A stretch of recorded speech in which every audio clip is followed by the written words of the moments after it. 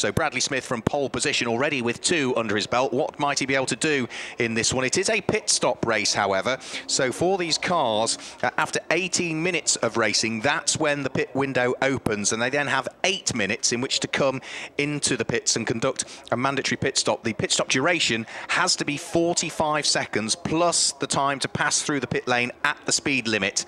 For this round, of course, there's no additional success seconds to be added because we had those at the end of this race for the next few rounds or so. So come Donington Park, we'll know who's going to have the success sessions for Spa-Francorchamps, which is where the next rounds will take place. So everybody's off scratch for this one. So everybody will remain stationary for 45 seconds, plus the time to drive through the pits. Pace car will peel its way into the pit lane. The largely black, white and red car of Bradley Smith, number 21, on pole position.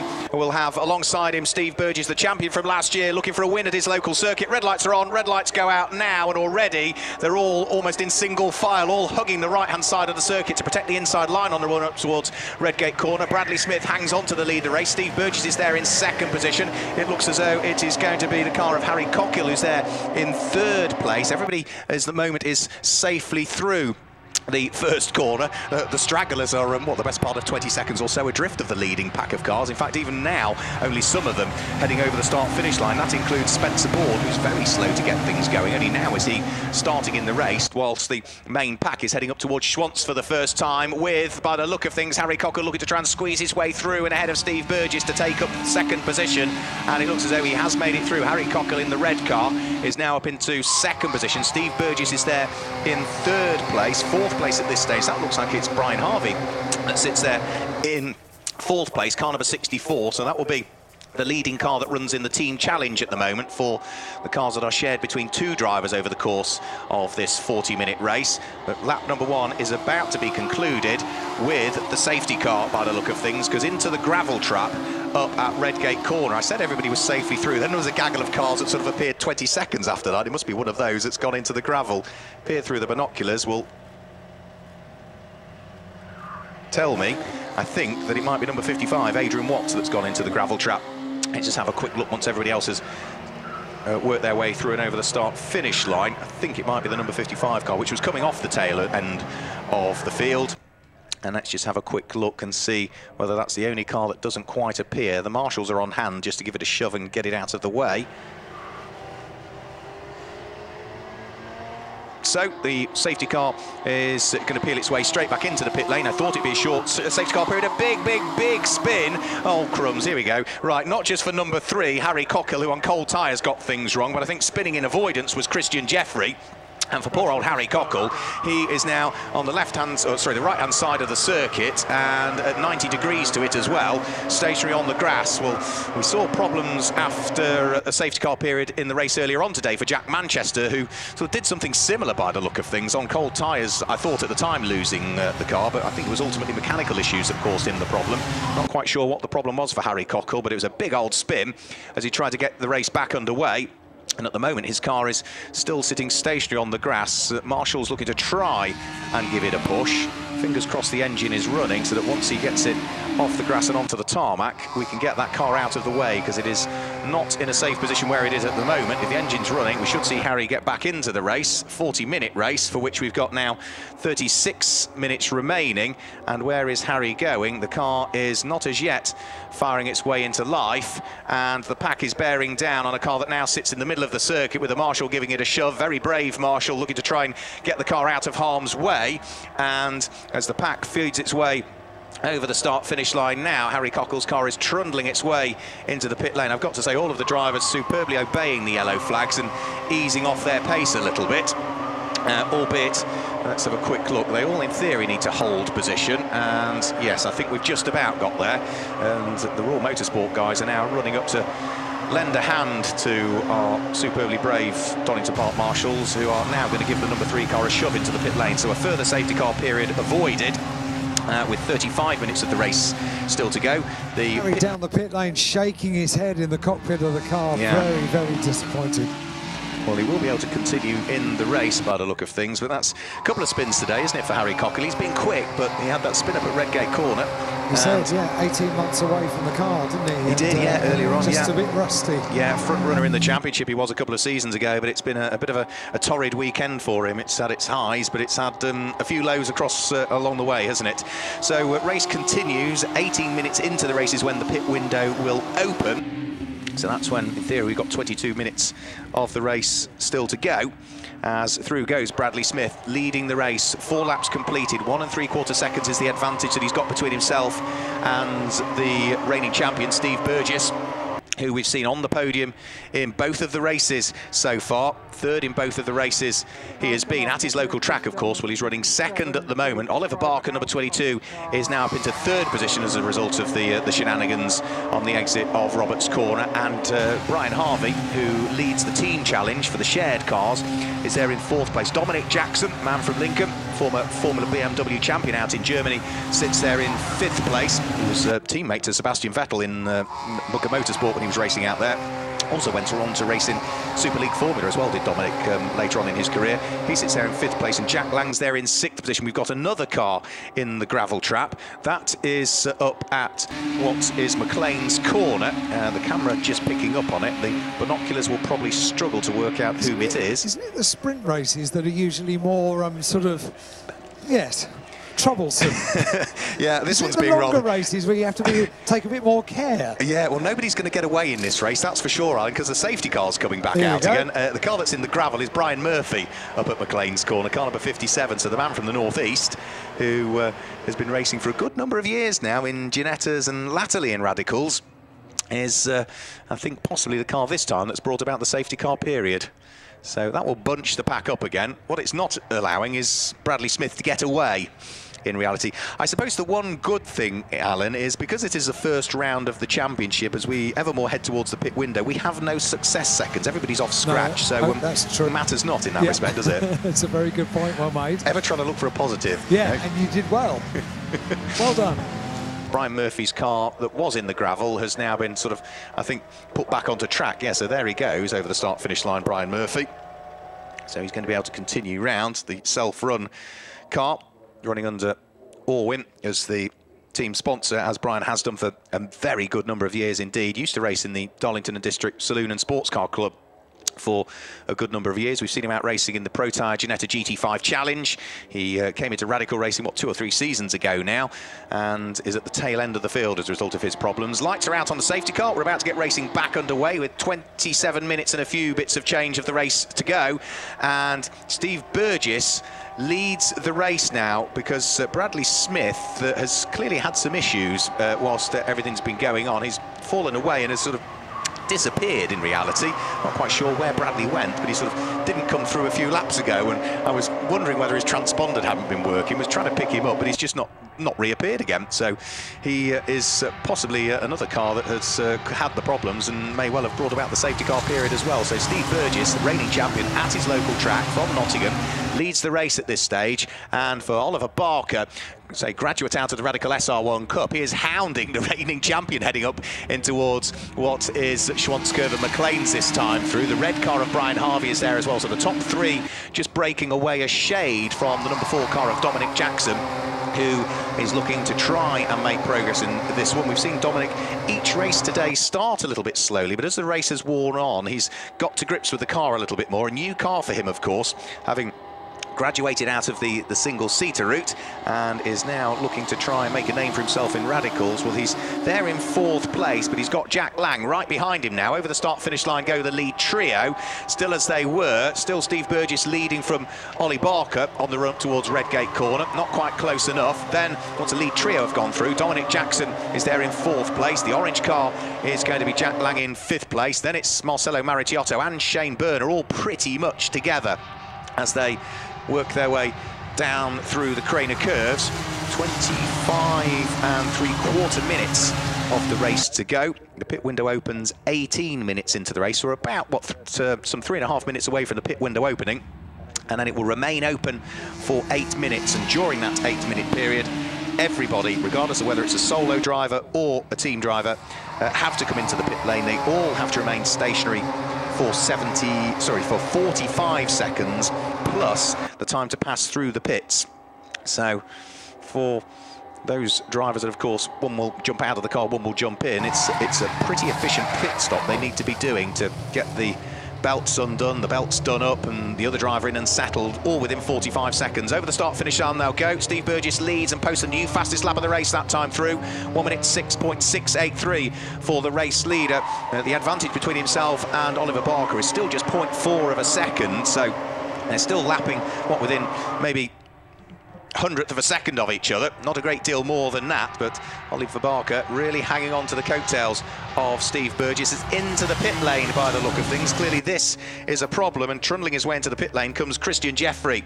This is before the pit window has opened, so down the pit lane he heads, and clearly there are issues from the man who's been racing in the Radical Suzuki Challenge out in Barbados, Alan. Scoop out the gravel, lots of it. Oh dear. Out from the left-hand side of the car, it's in the wheels. I don't think they're going to turn that car around because there's quite a bit of gravel in the wheels themselves, particularly at the rear. And all you need is one little bit of gravel to hinder the movement of the wheel or the brakes, and you've got a big problem. So, what's the answer? Compressed air.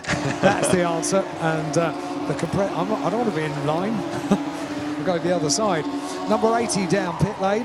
Yeah, I noticed that's got a bite taken out of the front left-hand corner, so the mechanic's going to work. There's been contact clearly somewhere. Peter Tyler in the pit lane, Alan. I think he'd gone past you before you saw the damage.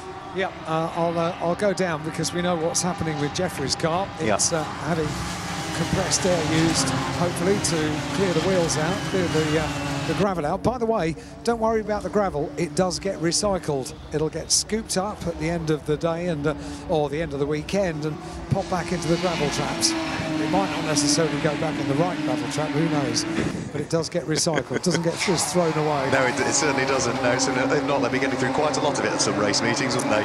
Yeah, it's the left front of Peter Tyler's car, which is being taped up. Yeah. It doesn't want to stick. That's the problem. It's where the headlight is on the left-hand side, the big hole there, and they're just taping up over the hole, if you like. Need a little bit more tape to make it adhere to the shiny surface of the car. But on the plus side, at least it's not raining, because that's when it's absolutely impossible to tape up to get the tape to work. You can't do it. I watched it last weekend, and you really might as well give up. They need to have a hairdryer in their kit bag, I think, in those circumstances. But this isn't, unfortunately, adhering that well. What have you got? I fear there might be another safety car period. We've got two cars in the gravel at Roberts that have made contact with each other. One, I think, is Brian Caldwell, because he's tumbling down through the order. The other one is not quite as easy to identify at this stage. I think it might be number 52, Mark Richards, possibly, and those two cars are not a long way into the gravel yet. Safety car is coming out, and it comes out with 22 minutes of the race to go, just as the pit window opens. So safety car out, pit window open. You're going to be busy, Alan. It's been a really difficult race to get into the groove, hasn't it? If you think about Steve Burgess leading the race, it's very bitty, very bitty. Yep, so through goes Steve Burgess now. And on that lap, right, okay, he set the fastest lap of the race, Steve Burgess, so 1 minute 6.444, and he opened up the advantage by half a second on Oliver Barker, so it opened up to 1.1. Won't matter for a great deal, as into the pit lane comes John McLeod now, and that, provided there's not a problem with the car and this is the scheduled stop, could be a very good move indeed. I thought they had to go past the pit open board though, and he didn't. I think they usually have to go past it, don't they? So this cannot count, I don't think, if my reading of the regs are correct, that he is going to have this as a mandatory pit stop. I've also noticed there is another car in the gravel. That's up at Redgate Corner, which is Konstantin Gukiev, who has literally only just gone off as well. So I'm not sure whether that was before or after the safety car was out. Let's hope it's the former rather than the latter. Otherwise, he might have to report to headmaster. Also into the pit lane comes what is the number 57 car of Brian Murphy. Brian Murphy. But I think my reading of the regs are that you have to go past on track side the pit open board, and you can pit the lap afterwards. Well, I don't think they've got past the borders yet, so surely that can't count. McLeod down pit lane and leaving. we'll leave that to the people that interpret rules, shall we? We shall, I think we shall. And Brian Murphy having tyre pressure adjustments made. Sits in the car, just watching out the corner of his eye, the team working around the tyres. Engine on is the shout from, well, she who must be obeyed, because she's holding the stopwatch at the moment at the front of the car. Is it clear to go? Not clear yet. Still cat it, ready to go. So race leader is in, so Steve Burgess into the pit lane. Stalls. Brian Murphy stalls. In they all come, Alan. Over to you. Right, thanks very much indeed. You're a lovely man. So Steve Burgess comes to a stop now. He's so cool. He's got time to have a chat to the team. Brian Murphy seems to have been held here for a while. The car was held and it stalled and then it was released. So we're double parking them, aren't we, in the pit lane? Are we? I haven't looked up yet. Oh, it's horrible. They're everywhere. Well, I'm standing by Steve Burgess's car. He couldn't be cooler. He said earlier on he didn't want another third step of the podium. Well, as it stands at the moment, it's not going to be. Engage his gear. Being given the final countdown. What have you got? No, I'm just busy giggling at the. Because you're playing the Benny Hill music in your ears. It's perhaps not the most organised pit lane at the moment in terms of where the cars are all positioned, but it's good fun nonetheless. Burgess has gone. Steve Burgess down pit lane, about to rejoin. Yeah, it's a bit of a. Well, I haven't used the word yet, but it's a bit of a schmozzle at the top end of the pit lane, isn't it? 28 gets out just in front of 19. That was. Somewhat close, I think it's fair to say, down in pit lane. But yeah, they'll get the hang of this by the middle of the year. Yeah, the recovery of the cars that were in the gravel trap, well, the first of the cars, which is Mark Richards, has now been removed from the point at which he came to rest. Brian Caldwell's is still sitting in the gravel at the moment, but the side load, or the JCB, for want of a better term, can only deal with one at a time, so it's got to get rid of one before it can then go back and get the other. So we're going to have at least another couple of laps behind the safety car, Alan. 18 minutes to go at this stage, and I think all but probably 2 cars have opted to pit during this safety car period. Number 5, Paul Allen isn't in. Number 91, David Franklin, doesn't come in. Yeah, and it did lead to a very, you know what, it's a long pit lane here at Donington Park. It didn't all need to be focused on that first sort of 100 metres, if you like, of the pit lane, did it? I mean, they could spread out. There's no reason why they couldn't. It's peculiar. Right, the non-pit stoppers are now in, so Paul Allen comes in, David Franklin comes in, Christian Jeffrey comes in, and Peter Tyler, with that taped up front left corner, comes in as well. And do you know what? This is much more sensible because it's much clearer down in pit lane. It's much more relaxed. It's so much more space for them to come in and leave. So yeah, I would have gone for this lap as well. I suppose there was no guarantee that the safety car would still be out, was there? No, I think that's the difficult thing, isn't it? Yeah, you don't know whether it's a short safety car period or otherwise. But I suspect most of the drivers would have an idea it's likely to be a slightly lengthy one on the basis of there were 2 cars, both in the gravel. Yeah, that's true.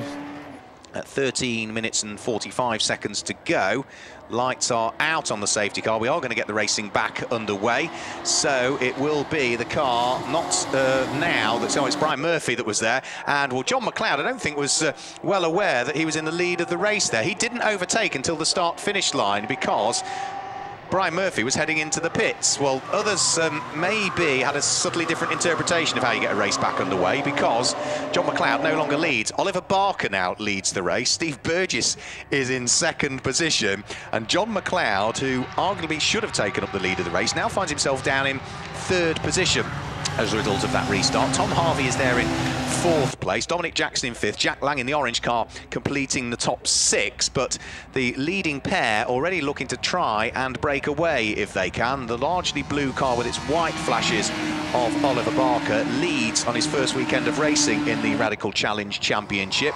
The reigning champion Steve Burgess in the blue car with its yellow flashes sitting there in 2nd. As into the pit lane comes Konstantin Gukiev. He was the car that deposited itself in the gravel trap up at Redgate corner, and as he comes into the pits, leaving the pits is Brian Murphy, who's had a rather troubled race, hasn't he, Brian? Pit window is now closed. matters not. I think everybody has conducted their mandatory pit stops as 18 laps are completed. So, Mark, do you know why he came in again? I think it was because when the pit open board went out, he didn't pass the board on trackside. He came straight into the pit. But there was one other that did that as well, wasn't there? There was one other that did that as well. I can't remember who it was. No, neither can I. Peter Shearer might remember who the other car was that we thought. He's very good, Peter Shearer. Was it Colin? Yeah, Brian Murphy's one. There was a second one that did the same as well. John McLeod, that was it. Yeah, John McLeod, yeah. OK. So who's third in the race? Yeah. Enjoy the podium, Alan. Who was third? There you go. It was Brian and Tom Harvey, I think. Yeah. We'll let you sort it out. You can give them the good news or bad news as the case may be. To be honest, mate, I knock off at 6, so... Time and a half now, is it? Happy days, yeah. So we are now on the 19th lap of the race, 11.5 minutes to go. Ollie Barker leads on the road over Steve Burgess by half a second.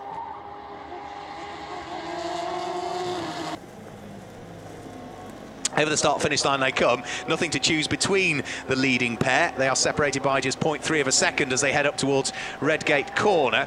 And, well, Steve Burgess just showing the nose of the car to Oliver Barker. He was never going to try one up the inside because he was just that little bit too far back. Elsewhere down through the order, though, that may not be the case. Right, what have we got here? We've got lots and lots of smoke, and I think that's rather dust more than anything up at Roberts. And I think that's because shortcutting the chicane there was probably Tom Harvey that had the gravelly moment, because he swapped well down through the order. In fact, not only has he now dropped out of the top half dozen, he's also lost the lead for the team challenge as well, because that is now going to have the car in 10th position, number 7, the black car, which will be driven by Rupert Svensson Cook at this stage. So, yeah, for the number 64 car, Brian Harvey having done the hard work in the early stages, Tom Harvey taking over the car now. That has fallen from, what was it? It was in 4th place, wasn't it? Down to 16th position as a result of a rather gravelly moment up at Roberts. The gravelly moment which thankfully was averted because the car came back out the other side. Here we come over the start-finish line now. Steve Burgess is pressing on, it would be fair to say, looking to try and take up the lead of the race from Oliver Barker, who's hugging the right-hand side of the circuit to protect the inside line on the run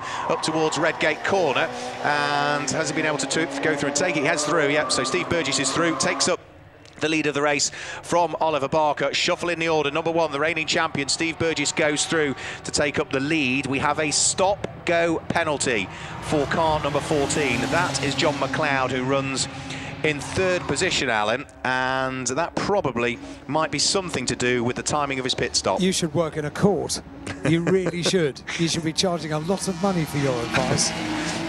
And no, Titch is the only commentator that's able to talk about things that are all to do with legal things. Yes, no, we won't do that. So he was in 3rd position. He will not be in 3rd position. It's a stop-go penalty, but of course he's got to drive the whole length of the pit lane at the speed limit as well.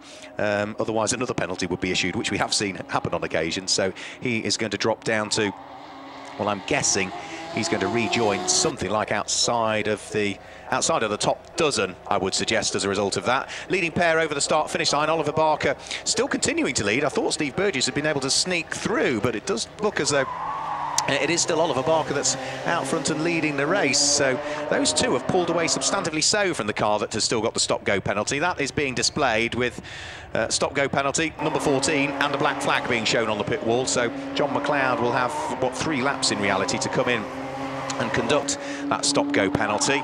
We've got 8.5 minutes of the race to go. It's been a strange old race, really, this one, to finish the day. And we've got, right, another car that's had a spin on the exit of Roberts.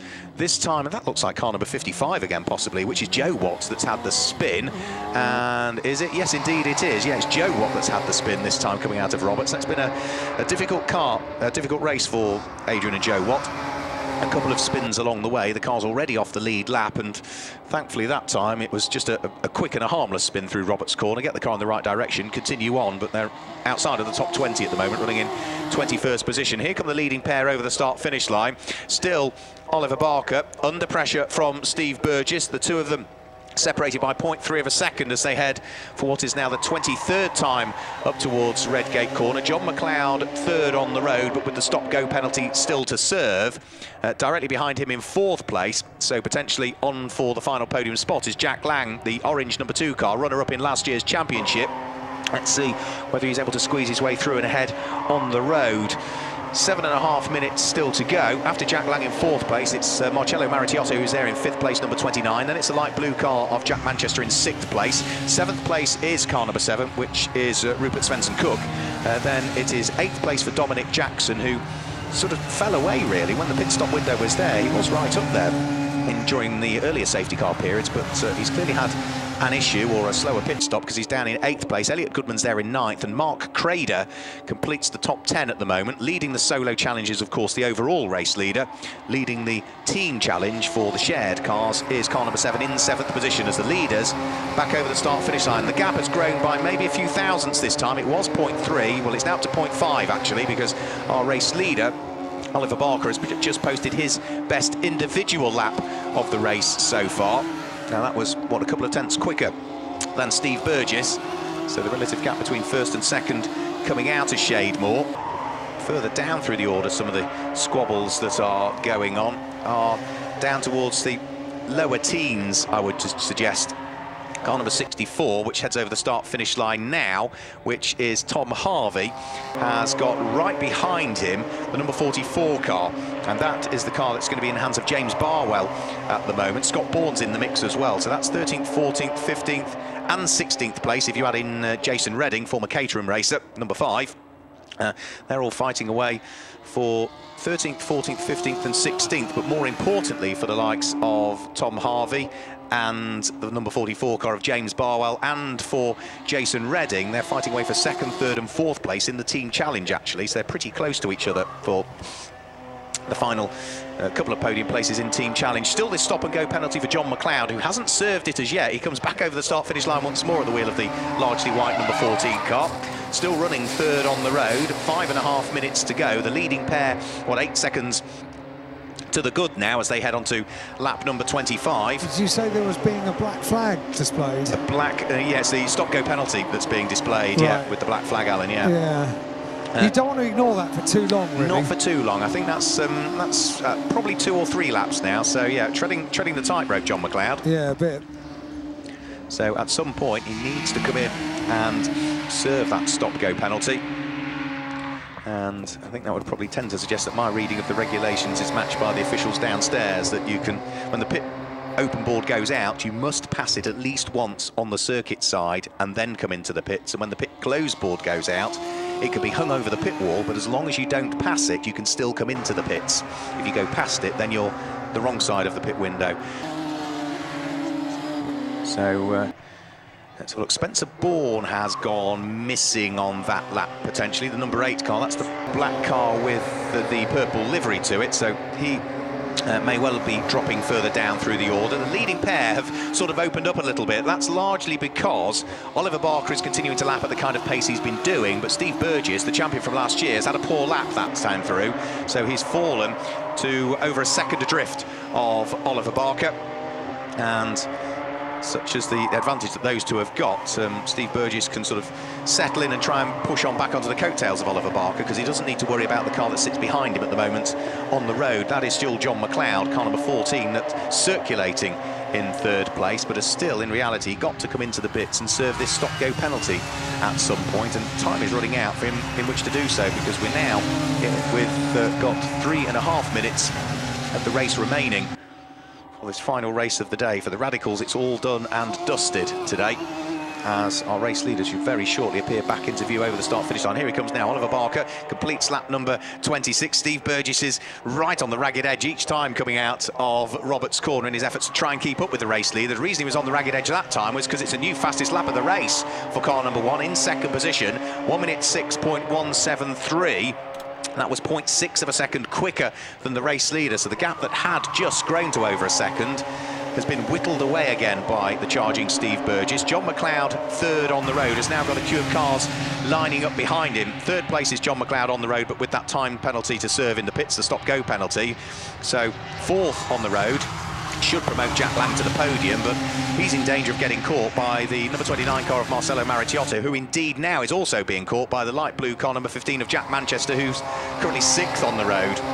So John McLeod, is he going to serve this penalty whilst the race continues, or is he going to sort of argue his case at the end of the race? We'll wait and see. 2.5 minutes to go, which means that for our race leader, Oliver Barker, who's still being hounded by Steve Burgess. They've got traffic to deal with as well as they come over the start-finish line this time through. Joe Watt will receive the blue flags. Oliver Barker can't really afford to be compromised by the slower traffic as they head up towards Redgate Corner. Is Joe Watt going to move out of the way? No is the answer. He chops right across the nose of the race leader, and will now, Oliver Barker needs to really quickly get on with the job, and Joe Watt is not at the moment getting out of the way as they head down through the Craner curves. This is compromising the race leader. It's allowing Steve Burgess to close ever more, and this could be the catalyst for a bit of change here in the race as they head through the old hairpin and then start to charge their way underneath Starkey's Bridge, uphill in towards the left-hander at Schwantz. And it is still the same order, so Oliver Barker got away with the fact that he was compromised through the traffic there. The gap between the two of them has closed up a bit, but not a great deal in reality, because Steve Burgess is in the dirty 8. A bit closer this time. He's had a good run through Coppice, Steve Burgess, so Oliver Barker has to instantly go from the left-hand side of the circuit on the exit of Coppice to the right-hand side to protect the inside line coming in towards Roberts. 1 minute and 20 seconds to go, so they're going to start their final lap of the race. Alan, and they're side by side in towards Roberts. Across the gravel goes Steve Burgess. He threw what he could at it and just got away with it there. That was his one opportunity, Alan. It looks as though, yes, it didn't quite work, and now he's fallen away from the race leader. You're going to chip in. Well, he had to do it. Yeah, only to say, I just noticed the stop-go penalty indication on the TSL timing screen has just gone. It has, you're absolutely Disappeared, right. yeah. Right, OK. Has team manager been arguing case, or have they just decided he's going to ignore it and we'll sort it out at the end of the race? We'll wait and see. They're now on lap number 29, so we should squeeze 30 laps out of this 40-minute race, which, considering the, 3 safety car periods we've had, we've not done too bad in reality.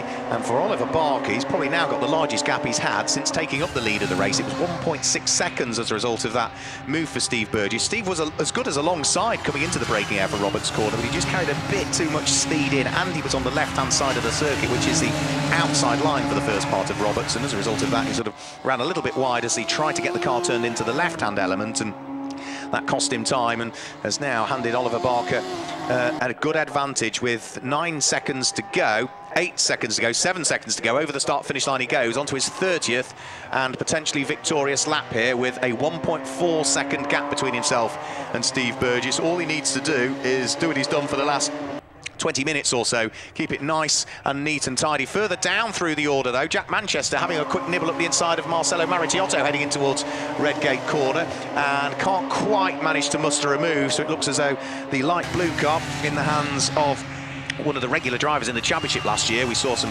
fantastic stuff from Jack Manchester, particularly Alton Park. I think he was superb at last year. He can't quite, I don't think, muster the opportunity to gain a position. Now, we've had a big mistake for somebody coming out of Roberts, who has gone onto the Grand Prix loop almost on the exit of Goddard's Corner. Where's he going to rejoin? Let's have a quick look. Here he comes now. That is the number 64 car that is just going through, which is Tom Harvey. So Tom Harvey, who had been running down towards the mid-teens, car number 64, continues. That was a big old mistake that he made there coming in towards Roberts. No such mistakes, though, for the race leader. Final checker flag of the day is going to fly. 30 laps completed. Oliver Barker claims the win from Steve Burgess by just 1.1 seconds in the end, finishing third in brackets on the road. Close bracket is John McLeod. We'll wait and see as to what may or may not be done with any penalties that may be applied or otherwise for him. Fourth on the road, number 2, Jack Lang. Fifth on the road, Marcelo Maricchiotto. And sixth on the road is where we see number 15, Jack Manchester. What we can say is that finishing 7th on the road, but either way, the team challenge winners in that race were Shahan Yuri and Rupert Svensson-Cook, who will finish in 7th position. 8th place, Dominic Jackson. 9th place, Elliot Goodman. And completing the top 10 was Mark Crader. Third place, Jack Lang onto the podium. Well done, Jack. In second place, Steve Burgess onto the podium. Well done, Steve. The winner was Oliver Barker. Well done, Oliver. Congratulations. Big, big cheer from the Barker posse over there on the pit wall. He's delighted with that, and he gets a bottle of champagne as well. It's been a great day. Disappointment in the second race, so to go and finish like that in the last race is brilliant. It really was. You were having to work for that at the end, weren't you? Yeah, I feel like I've been in a good battle. I had a lot of fun, and yeah. It's a busy day for you, isn't it, with three races all in one day, and 3 very different races as well? Yeah, there's not much downtime. Luckily, I've had no problems with the car, so get it straight back out. But it's been a good day. Starting 9th was always difficult. I think we a few people went off the road for us to help us through the way. But no, we had a decent pit stop. We got out there, we raced hard, and getting that engine upgrade for Spa